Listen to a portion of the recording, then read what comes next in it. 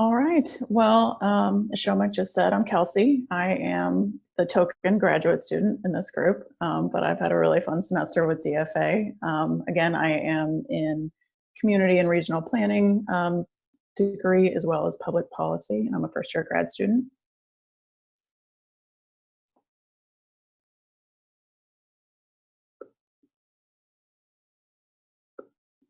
Who are my other team members out there? Oh, sorry, Kelsey. Hey, I'm Chris Roper, sophomore, business honors in Plan 2, and also a member of this Monuments project. I'm Brooke, introduced myself earlier as well, but business, economics, Plan 2 junior, and also co-studio lead.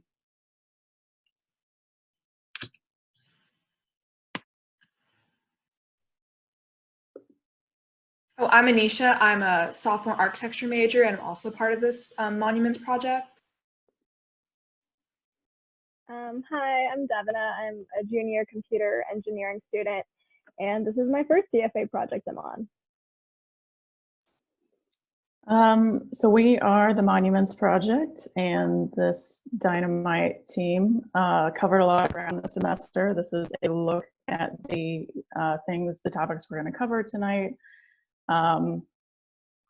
beginning with an overview of the project. Awesome. So essentially, our project revolves around the removal of Confederate-era statues from UT's main mall in 2015 and 2017. There were 6 statues that were all removed, and some of them were put into storage, and some were put on display in the Del Frisco Center for American History. This is especially important within the context of like a history of racial disparities on campus. So currently, we have a 5% Black student population, which is much lower than it should be. There's a lot of gentrification in Austin. There is a lot of lack of diversity in UT's honors programs, and then more historically, cases like Sweat v. Painter were about UT's campus and access to educational opportunity. So that's just a little bit of context for this project. Also, considering why the main mall is significant, we have a photo here on the slide deck, but it's the center of campus. It's a really high traffic area where tens of thousands of students walk by every single day. And because of that, it can really be representative of the values that the university holds. So that's a little bit of context. And so the reason that we are working on this project is because a lot of students and faculty had expressed dissatisfaction with not only the way that UT handled the removal process, with a lack of student input, but also with the current state of the statues, because even though the statues are gone, the pedestals are still there and they're empty. So yeah, this leads to our question, which is, what, if anything, should be done with these spaces now? So once we grounded ourselves in some of the history and the tensions surrounding the removal, we began, this is a chronological look at what we covered this semester, beginning with stakeholder analysis. How can we use some research tactics, and then ideating and prototyping.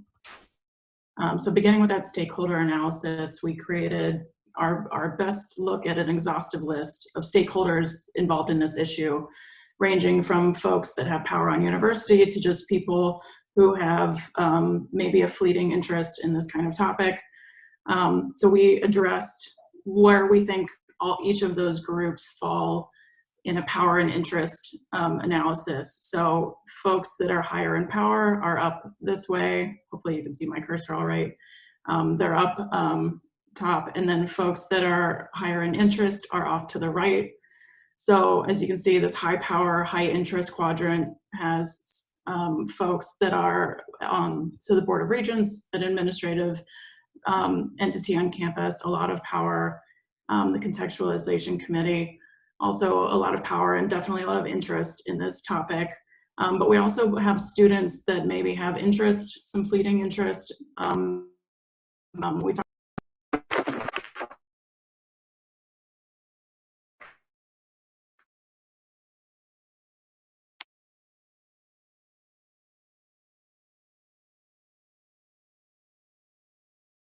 Hey, Kelsey, I don't think we can hear you. Yeah, Kelsey, you're on mute.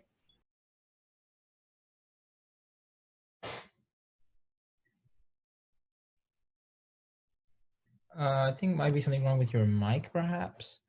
You're not muted, but Yeah, you're not muted, but we can't hear you. Okay. Oh, that's Oh, better. there you go. Awesome. Yeah, so you cut off like at the last slide, right when you were talking about, I don't know, you Contextualizing. cut out, but you were on like alumni and average students. Okay. Let me throw my headphones back in and see if that works. Sorry, y'all.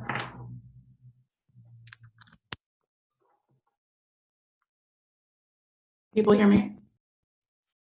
Cool. Okay. Sorry about that glitch. So this analysis is showing, which I already explained this, I guess, but so the different quadrants are showing varieties of power and interest for each stakeholder. Administrative folks are kind of up near the top because they're going to have a lot of influence on what takes place on campus, whereas some student groups fell lower in power, but maybe higher in interest than some of those people. And so that kind of guided our research tactics and how we distributed the survey and conducted some of the interviews that took place. And also really informed the how can we questions that kind of hung over this project and guided a lot of our work. And given that this is a multifaceted project, we came up with a number of questions that we felt addressed the interdisciplinary nature of the project itself.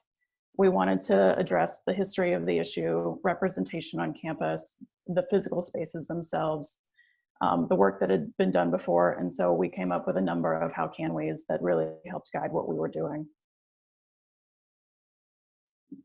So in order to understand one of our biggest and honestly most complicated stakeholders, we decided to jump into a campus-wide survey to better understand the students and faculty at UT. And if Kelsey will hop on over to the next slide, you can view some of the questions that we included on that survey.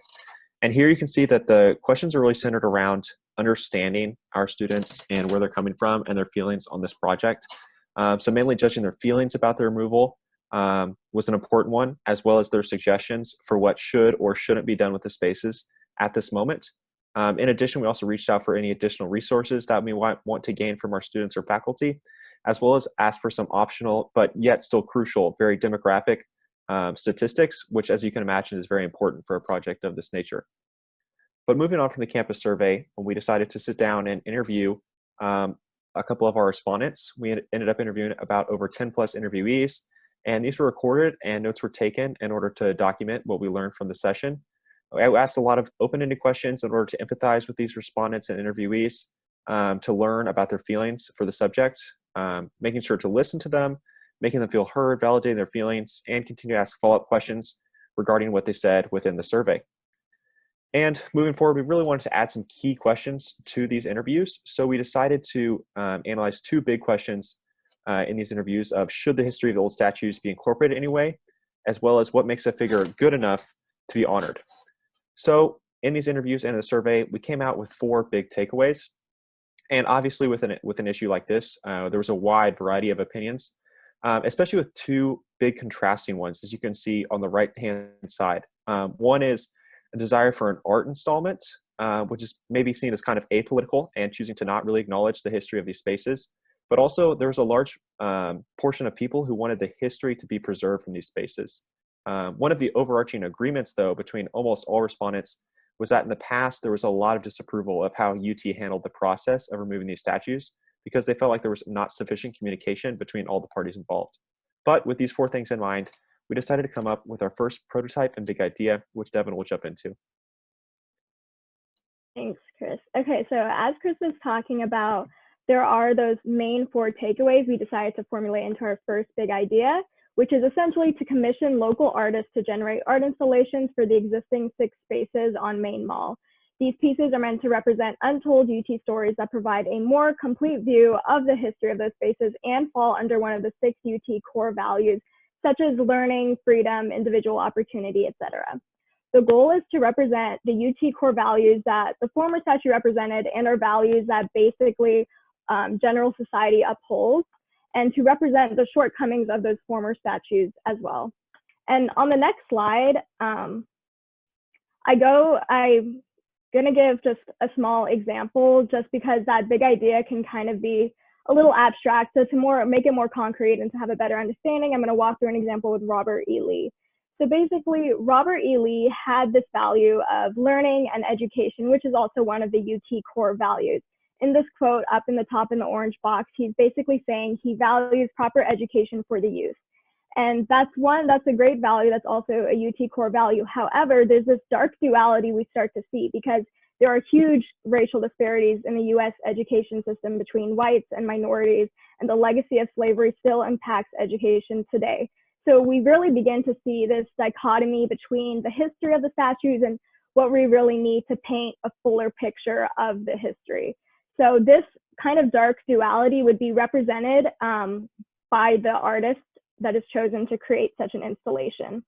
And on the next slide, you can kind of see our inspiration on the left-hand side of one of our inspirations of how we kind of got to this end example from Princeton University. There's an artist, Titus Kaphar, who created these monumental inversions. And basically, Samuel Finley, which is that black kind of silhouette you see on the statue, was a slave owner and the 5th president of Princeton University. However, Titus Kaphar decides to remember Finley through this thing, but also shifts the focus towards that inner etching inside Finley's like silhouette, which is an etching of slaves. So it really is just kind of remembering Finley, but really like focusing towards a darker history that is largely ignored by the university and in general. So now I'm going to hand it off, or before I hand it off to Anisha, we actually had our prototype, which was a call for artists kind of document describing how we would reach out to artists, describing the project overview and some entry requirements. And basically we were unfortunately not able to create more prototypes physically in the actual space due to COVID. So we decided to take our prototypes through a different route, mainly through visual representations and through documents that we'd actually be potentially sending out to artists and to faculty and staff. So now I'm going to hand it off to Anisha for a more in-depth research and analysis on some visual examples of our concept. Yeah, like as Davina said, when we were doing research on how art installations can really revitalize that space in the main mall, we kind of looked at precedents for some public installations that have already been created that kind of allow people to interact with the space and also convey important social issues. So one of the, two of the installations we found were the Gun Violence Memorial Project by Mass, and then Life in My Shoes by Daniel Wheel and Naresh Ramachandra. So one thing that's really interesting about the Gun Violence Memorial is how it kind of utilizes the space around and also kind of has deeper symbolism in the form and how people interact with it. So in each of the glass houses, the number of bricks kind of represents the amount of people that die due to gun violence every week. And additionally, each of the glass bricks are filled with memorabilia from people who have died from gun violence. So that's like a really interesting way to really capture the essence of the social issue. And then Life in My Shoes is like a public outdoor art installation, which is really interesting, saying that Main Mall is like a really open space, and each of the rectangular boxes are like interactive and you can go inside. And the point is to kind of learn like what someone's life is like when they're living with HIV and AIDS. So both of these installations really tackle like big social issues and kind of force people to interact with the space. So the bottom image is basically kind of like a picture collage of how an installation from an artist might be placed on the pedestal. And we really want artists to have more freedom. So this is more of a possibility for how it might look and revitalize that space.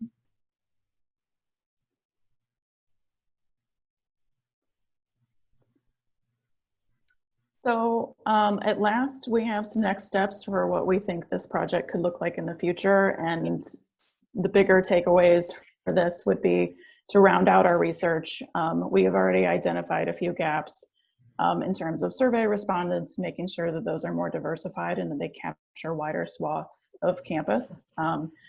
We would really like to physically observe people interacting with the spaces, and whether folks take a look at it or they blow past it, or try to better understand how people interact with them now. And then take our big idea to the next level by creating partnerships with some of those folks in the higher power quadrant and bouncing our ideas off of them, utilizing focus groups to both clarify and test our big idea, and then start bringing artists into the process to generate ideas and inform any work that we do moving forward. And that's what we got. Thank you all for your time.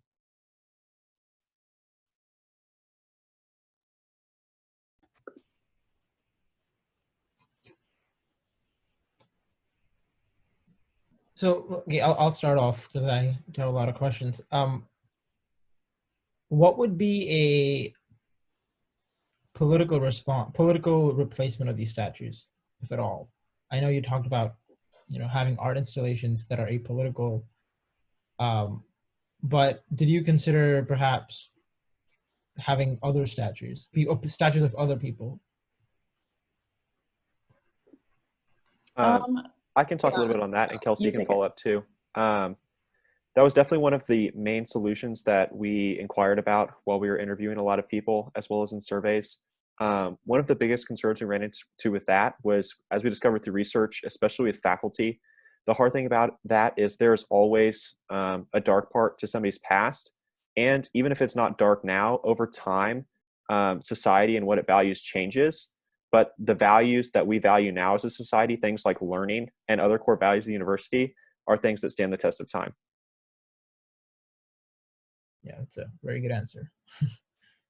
Yeah, something else that we talked about too, which was something more that we found in research about monuments in general, is that they tend to be a little antiquated as a form of representation, and that we thought maybe something more modern might better reflect current students and current student values and the way they express themselves.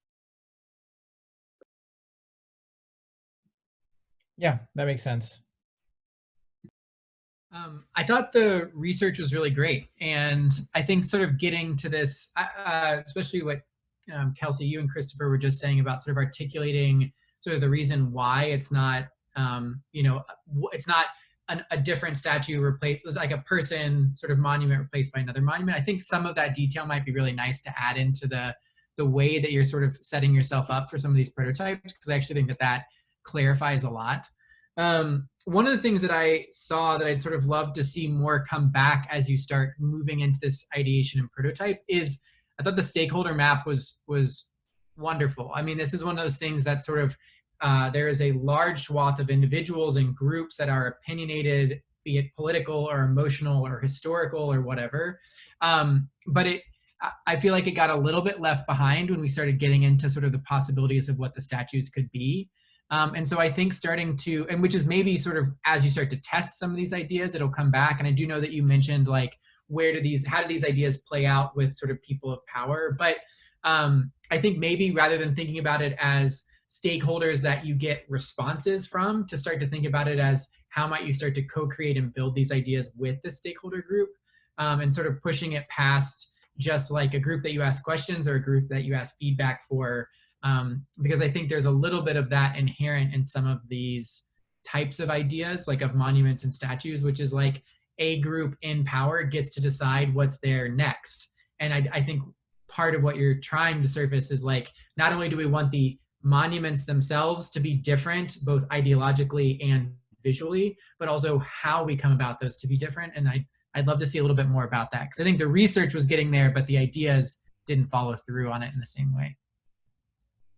Yeah, like I think one of the things like we were learning when we were researching more about public art installations, how important like community engagement is. So like having like informational meetings in terms of like meeting with community members, and also having like workshops that kind of like introduce the ideas. And also one of the things that was on our prototype was like maybe having like, once the artist kind of developed some ideas, like having like kind of like a consensus vote or some sort of like kind of meeting about it, like a community meeting would be interesting way to engage the community.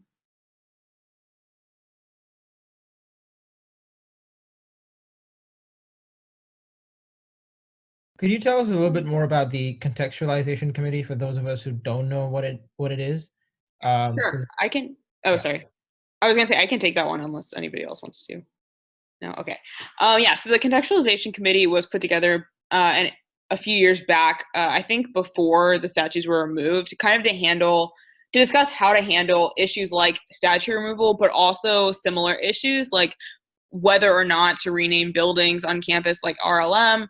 That also have like these complicated histories, like all issues having to deal with this. And so it's a handful of faculty and then also students. And so we haven't met with the contextualization committee. We've sent them some of our stuff, but we did meet with the Dean of Student Affairs, Santia Reagan's Lily, and she's been like putting us in contact with them. And so we're hoping that like going forward, we can work with them on like testing, but also implementation. And we're hoping to get like a liaison person from the monuments team onto that committee to kind of help shape, like she phrased it, merge our energies to help shape what's going to be done about the space. That is very exciting. Does anybody else have any questions, comments, concerns? Yeah, I have some comments and like questions. I mean, a lot of what I was going to say is kind of stuff that Gray touched on, where like I really liked how you guys talked about stakeholders and you really like discussed and had interviews with stakeholders. I think definitely something in the future just to keep in mind is kind of like a lot of, even if you decide to go like more of an apolitical route, like just the fact that having like those Confederate statues removed, those spaces are going to be political or seen as political in nature. So I think that's definitely something just to keep in mind in the future is the impact that these statues have had already. And also just the idea that you want to not like represent others, but like represent with others, like having like that continual like communication with other stakeholders. And I don't know who you guys have interviewed and like who you guys have talked to. And I think you guys have done a lot of outreach on campus, which seems amazing. I think another really interesting stakeholder to look at would be I know there's like a Black Faculty Association on campus, like specifically for Black faculty, because not only is there an underrepresentation of Black students, there's also an underrepresentation of Black faculty, and there actually have been movements in recent years by like alumni and people who see that like UT as being too liberal to actually like, get rid of these faculty. So I think talking to them would be really interesting. I know Professor Coakley is in this association, and that's how I found out about it. So I think like talking to that association would be really interesting too, and like getting further research insight.